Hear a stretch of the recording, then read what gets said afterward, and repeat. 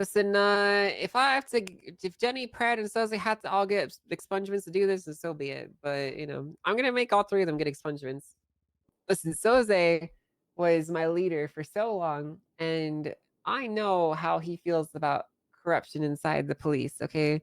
And I I think think it's a calculated risk. I think it's super calculated because here's the thing. Soze's a really smart guy. He did a little digital oopsie accountable. poopsie, but if this wouldn't even be a question if he didn't do that little minor incident up at the sheriff's office. Okay. Right. As for Pred, he's got a lot of behavioral issues, but at the end of the day, if you put him in a position, you tell him to act a certain As the way, people, yeah, it could be. and you tell him to conduct himself in that way, he will do it for the most part. And now I'm hearing from high command that our government is going through some sort of restructure. How much have you been told? Do you want us to run you through what's going on? I Why? mean, sure. We'll start from the very beginning. So go back in time about 2.5 weeks ago after Soze versus the state. We had a conversation with some of the other judges, and we determined that there was quite a few holes in the Constitution that needed to be filled, and that Soze did actually have quite a few valid complaints in his actual court case. The jurisdictional lines with regards to the implementation of legislation, there was some issues that needed to be resolved. So Norman and I were actually ordered by Crane to fix those holes and to create the proper constitutional amendments and case law that would plug them all up. And part of that included creating new jurisdictions. While we were writing up our decision and going through the documentation and getting everything ready, we were having some internal discussions about the way the government currently was and how council was, and we determined that it might be necessary for this precedent that was being set to be more than it was, or what we had intended to when we wrote out our decision in the first place.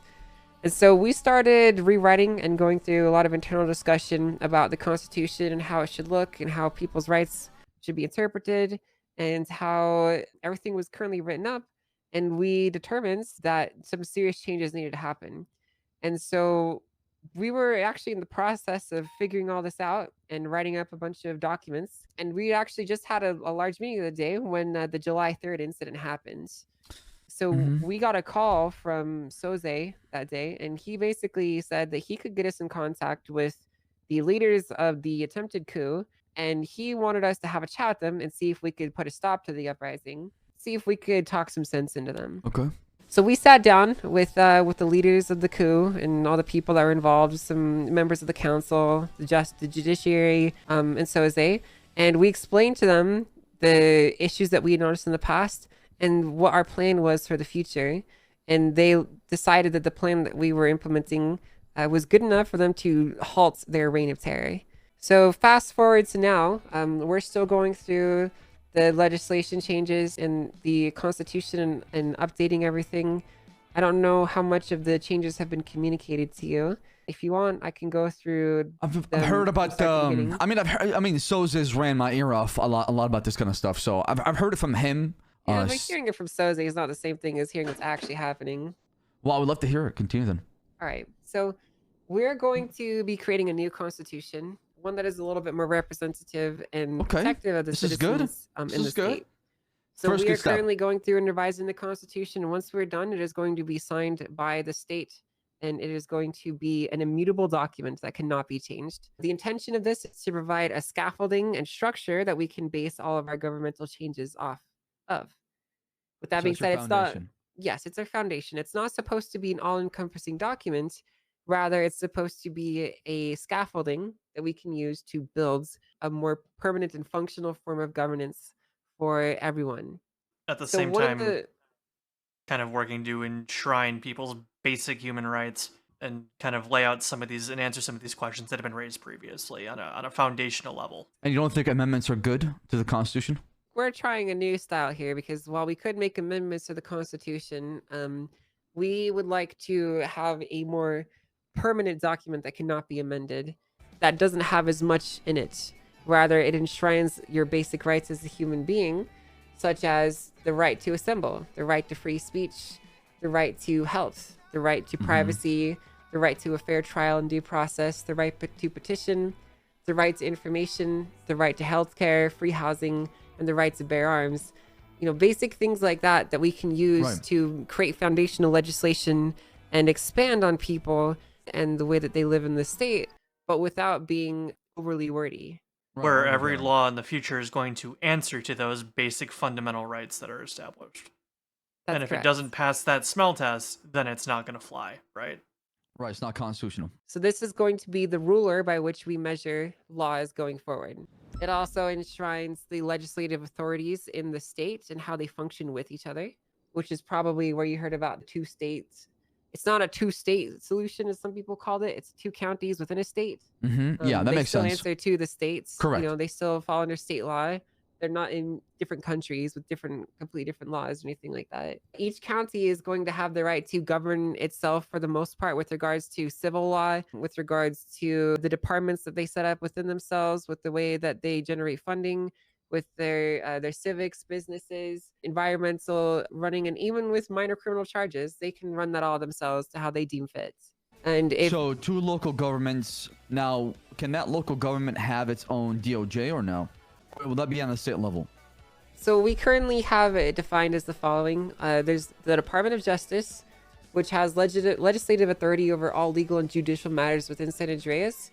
So if there was to be another judiciary created within these counties, I don't know if we would necessarily be opposed to it, but they would still be underneath us. So if they made a decision and it was to be appealed, it would go out to us regardless.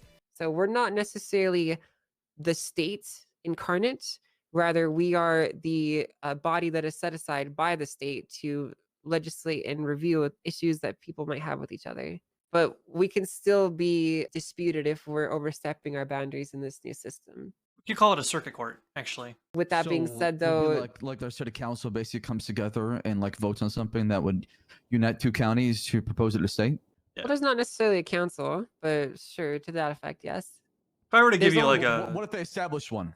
Is that something that is going to be... They can do that. They're more than welcome to establish their internal council. Parallel I could maybe draw for you, right? In that legislative process would be like, say up in the Blaine County, y'all want to ban, I don't know, driving between the hours of 4 and 6 a.m. And down in the city, someone thinks that that's a good idea too. And y'all come forward and say that that's a good idea. That's something that you could pass into a state law. You know, that's a very vague example and probably would never happen. You could enforce it on a local level, but at the state level, you would need both sides to agree. I see. I guess my perspective is like, for example, in the Blaine County, right? Like, let's say the Blaine County has, compared to Los Angeles County, there's an improper balance of population and housing market, right? Maybe the Blaine County wants to build more properties, right? How would the Blaine County go about petitioning the state for something like that? It's a good question. I don't honestly know the answer to it. We could probably mention to the state that it'd be nice to have government-funded housing up in Blaine County as well. That would help out a lot. Maybe allow people to choose as well from the state. Do you want to live in Los Angeles County and have an apartment in the city, or do you want to live in Blaine County and have a hotel or motel paid by the government? Something like that, I think, would help out with how voting will be and the balance of the population.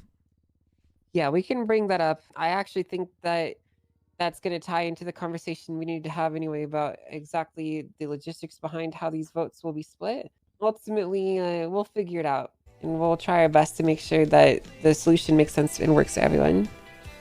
I know you will. I mean, both of you seem like have a lot of experience. There's a lot of bad folks out there, and I might see this as an opportunity to infiltrate into the government and trying to hold on to power and misuse it again. And I just don't want history to repeat itself. That's my fear. Here's the fun thing about this new system. Any public official is eligible to be impeached. You, me, Norman here, quite literally anyone from top to bottom in the system can have articles drafted up against them, and they can be removed from their positions for whether it be gross negligence, incompetence, criminal reasons. Regardless, if someone is actually acting in bad faith, that's my next question. They can be removed from their position by the people. Can officers be impeached?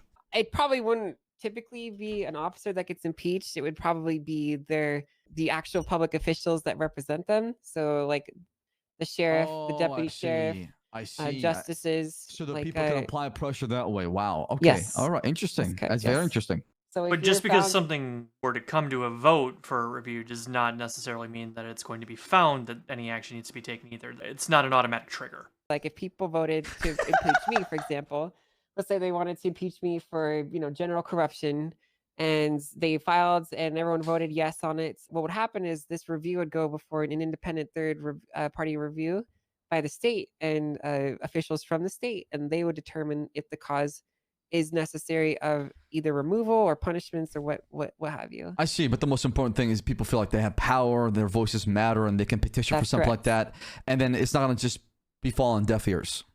That's correct, yes. Right. It's just a means for people to be able to express it, because a lot of people, and a lot of the root of all of this, honestly, comes from a dissatisfaction with previous, or I guess current, technically, government, as it were, in that nobody was able to hold any checks or balances over Mayor Max, as an example. Even though the public largely voted him in a second time, for better or worse, there was some amount of frustration that people couldn't, when they felt like they were backed into a corner, they had no approach or reproach to be able to hold that individual accountable. Now, this isn't giving them a loaded gun saying that they can just remove somebody at any given time. It just gives them an avenue to petition for it openly. Right. Words instead of bullets. I get it. Correct. Yes.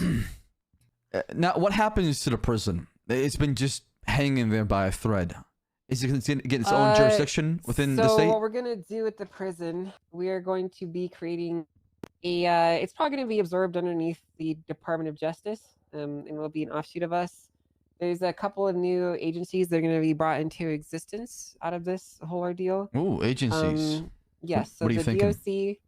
The DOC is going to be the main one. It's going to be actually created and assigned responsibility. In addition to the DOC, there's going to be another section of them. Well, I wouldn't even say a section of the DOC. They'll be working with it, which is tentatively named the DIB. It's probably going to be renamed to something else. That's the work in progress name. And the DIB is essentially going to be a hybrid of a few different organizations. It's going to be the National Guard, the FBI, and the DOC kind of all rolled into one. They're basically what? I want to join that. Of federal or law enforcement agencies, so they can arrest and hold officers accountable if they are breaking the law. They will be leading investigations into governmental corruption, whether that be the police or government agencies. They will also be responsible for securing and protecting government employees, as well as DOC transports and DOJ affairs. They'll also be responsible for the security of mayoral candidates and other public officials. They will also be able to do investigations into organized crime on a larger scale.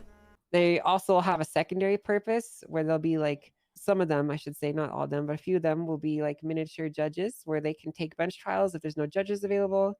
They can do bench warrant reviews if there's none available. And they can also do licensing. Are these superhuman beings?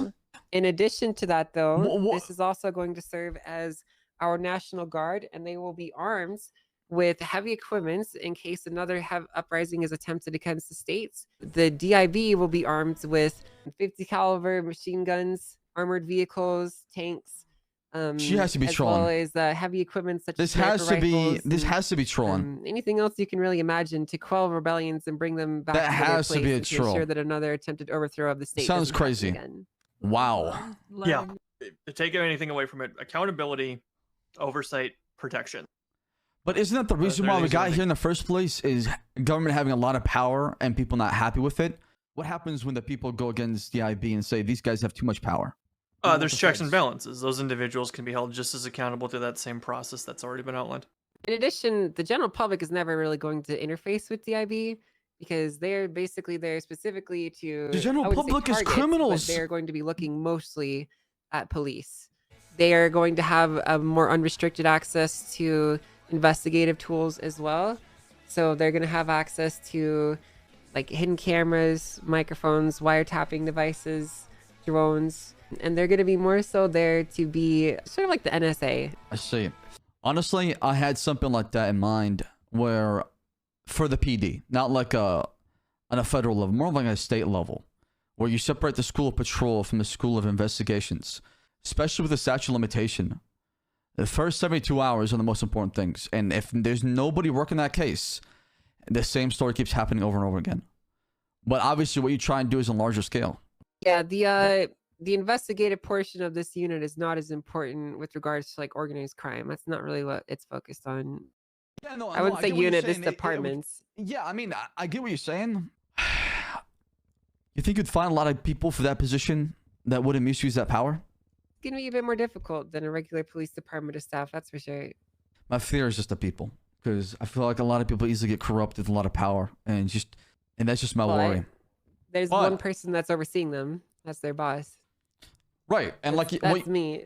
And what you're saying is true, that the people can just hold others accountable with checks and balances. Then yeah, I mean, frankly, like I hold the entire future of the state in my hands, and I'm doing the best that I can to ensure that we're all doing the best that we can to ensure the safety and prosperity of the state in the future. The people hold her accountable. And I think that this demonstrates that we have the best interests of the state in mind. Otherwise, we could just go full dictator if we wanted to, you know? Not only that, I mean, we're going to have this, people are going to just rise up again. It's going to be the same thing again. People grab a gun. You're going to have 80 people outside of City Hall again. And it's going to happen. And like I said, if we can avoid that and try something different and new, I'm all for it. My philosophy with creating this with everyone else was that if peaceful revolution is impossible, violent revolution is inevitable. And I don't want that to happen. I should mention, I want you to know what the jurisdiction of this unit. This is not a state unit, okay? It's not above the PD. It is underneath the DOJ, and it is still withholding to the same checks and balances that everyone else is. And additionally, I will be holding a lot of the people personally accountable. There's nothing I love more than accountability. Well, it's great. Like I said, the more agencies, roles, purposes people can do. Like I said, I still believe the PD could use what I'm talking about, is because I do think the PD could do its own part of Why don't you make it then? That is my goal. I just wanted to talk to you and see what's y'all's perspective. But at the same time, I think that multiple things can coexist and we can work together. And hell, what you're saying right now, Angel, Justice Angel, if there's an opportunity for me, put my name down. I'd love to help out with something like that. It sounds like a lot of responsibilities in a place where I can make a difference. So if there's an opportunity for it, you know, our path cross, I'm all for it. Sure, definitely. Listen, I'm always looking for more people, especially ones with upstanding moral capabilities and values. That's the kind of people I'm looking for. So the thing is, though, this is not a patrol position. So absolutely, I see what you're saying. You are assigned a purpose and a role. You're assigned a task. You get that job done. That is your job. Yeah, I mean, like, it's not like. So I'll give you an idea of kind of like what the DIB might do. They can be called into scenes by PD if their help is needed. So, you know, the DIP could help collect evidence on crime scenes if the police wanted that. Do have the ability to use vehicles with license sirens if they need to, but they're not going to be patrolling out and about. And they are not going to respond to your guys' calls for assistance unless you guys specifically call them for help with evidence processing. They're also going to ignore 78's calls, and they're only going to go to them if they're at a government building. And if they are required to show up, they're going to bring a lot more force than you would expect. So it's basically only for very specific situations that they would be showing up. I'm going to call them when like Chang Yang is around. Quote unquote patrol foot soldier level work. 10CG, you know? Bring him here, boys. Come on, let's go. Let's fuck him up. Kind of more of a suit and tie position behind a desk. Yeah, Bearcats, you know, in paperwork. You know, I got you. I got you. And like I said, the changes sound really exciting, and I hope they work out because it's better than what we have right now. I think so too. I think it'd be. I think it's gonna go really well. All right, great. I should mention though, like this authority does have authority over like certain aspects of the police. So let's say hypothetically CGPD, there's police that are operating on a crime scene, and DIB need to take precedent of it for whatever reason. If it is part of an ongoing investigation, if they need specific things out of it, they do have the authority to step in and muscle their way around a little bit. But that's only if it's relevant to an ongoing long-term investigation, not just because they feel like it. They also can write citations for police officers. So don't run red lights in front of them. Well, I wrote that to other officers. Look at Cletus. I gave him a citation the one time he was speeding. I believe it. I think that's great to see, actually. I think that more police officers should do that. Nobody's above the law. That's how it should be. That's my philosophy to it. I do have one more question, and sure. This might be a bit... Sure. I do mean question a little bit, but how did we get here in 7 months? I blame myself partially because I wasn't really aware to what's going on, but how did somebody come in and gain so much power, and through 7 months for us to realize, you know what, there's a lot of just mistakes here, and we need to fix them? I'll answer that, kind of just based on personal opinion. The system that was built and established was built with good intentions, was largely solid. It didn't account for one thing. It didn't account for supermajority being established from the get-go. It did not account for the deputy mayor falling into the mayor's lap and getting a couple of the liaisons to fall in line with him to always have a supermajority on things. which kind of allowed the that power to go unchecked. Because as the impeachment guidelines were written, it needed to be by a vote amongst the council before it could convert. So, when that system allowed for individuals to create that supermajority, it allowed it to go out of control and kind of come to the place where it was. In my opinion. I think that's spot on. In addition to that, I think that the checks and balances that were supposed to be in place were not followed. You know, impeachment protocols were never brought against these guys until it was too late. Your perspective as far as everything kind of just coming to a conclusion, is it worth beating a dead horse at this point? That's kind of the point I'm asking. I'll tell you the same thing that I told everyone else who was bringing up like impeachment cases or suing like the previous administration. Why cling on to the past when you could instead spend your time building up the future?